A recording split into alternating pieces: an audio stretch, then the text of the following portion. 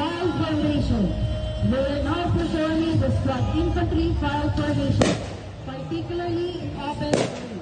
It provides good dispersion laterally and in depth so that sacrificing control and facilitates maneuver. The lead team file is a base fire team.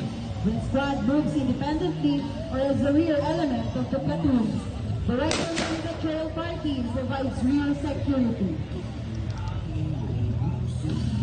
Squad fire.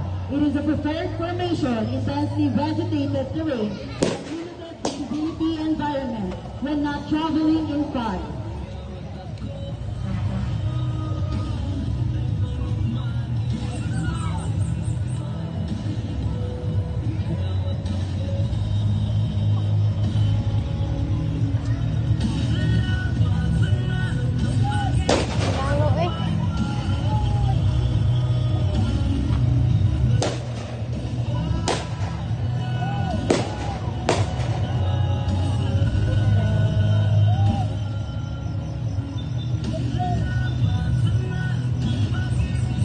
We organize vehicular ambush.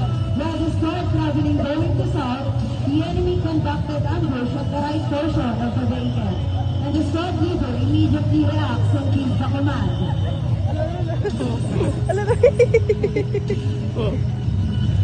Maneuver to the left.